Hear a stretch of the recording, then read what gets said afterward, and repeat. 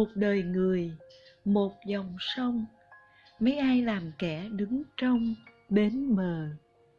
Muốn qua sông phải lụy đò, đường đời muôn bước, cậy nhờ người đưa. Tháng năm dầu dãi nắng mưa, con đò tri thức thầy đưa bao người. Qua sông gửi lại nụ cười, tình yêu xin tặng người thầy kính thương.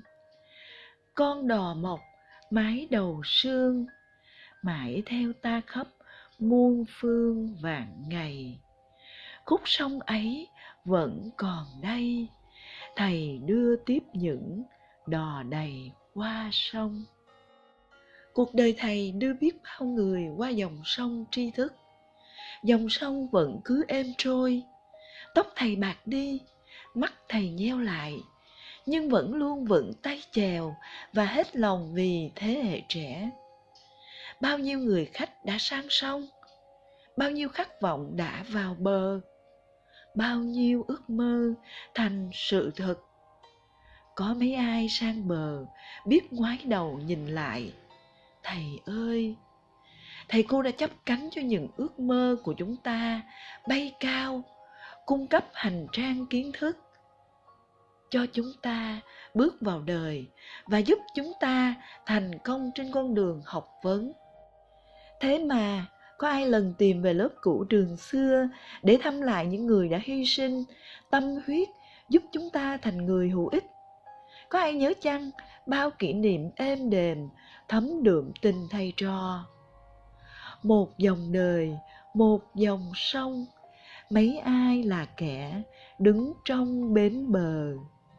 Muốn qua sông phải lụy đò, đường đời muốn bước phải nhờ người đưa.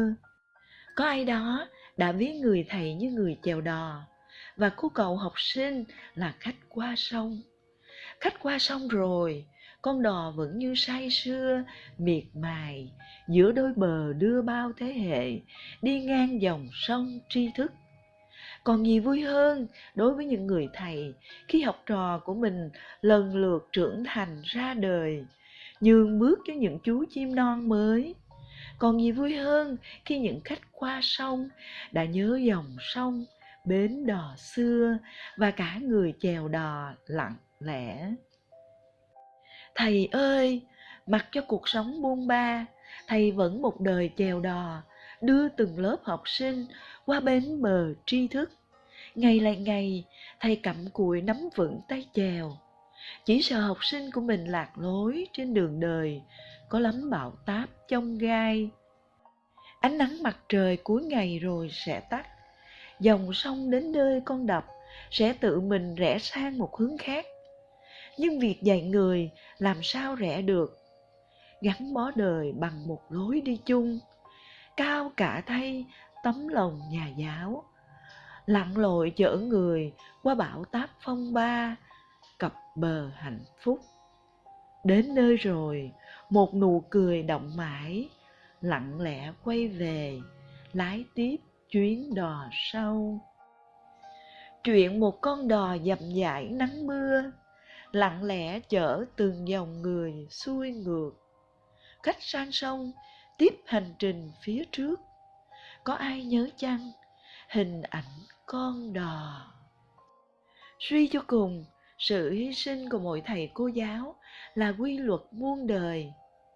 Làm nhà giáo phải quên mình đi để nghĩ nhiều đến người khác, là làm bãi cát dài, nâng mình cho những con sóng. Con sóng sau đùa đi con sóng trước, xóa sạch dấu vết cưu mang. Những bãi cát vẫn nằm đó, nhớ hoài những con sóng đã đi qua.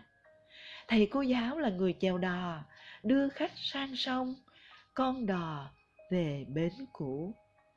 Người khách xưa biết bao giờ trở lại, có nhớ con đò và lần qua bến ấy sang sông. Câu chuyện năm xưa nhưng mãi đến bây giờ, con mới hiểu thầy ơi, người đưa đò vĩ đại. Con đến với cuộc đời từ sự hy sinh thầm lặng ấy. Trên chuyến đò của thầy chở nặng yêu thương. Làm nhà giáo, chỉ cho mà không bận lòng nghĩ đến nhận, là con ong chăm chỉ xây tổ, gom mật cho đời, là cây thân mọc vươn mình trong nắng gió, tỏa bóng mát cho người, là kiếp con tầm đến chết còn vương tơ. Ôi, biết nói sao cho hết nỗi niềm.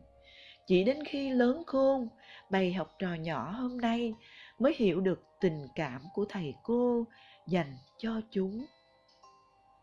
Hãy sống như đời sống, để biết yêu nguồn cội. Hãy sống như đời núi, vươn tới những tầm cao. Hãy sống như biển trào, để thấy bờ bến rộng. Hãy sống và khát vọng, để thấy đời mênh mông.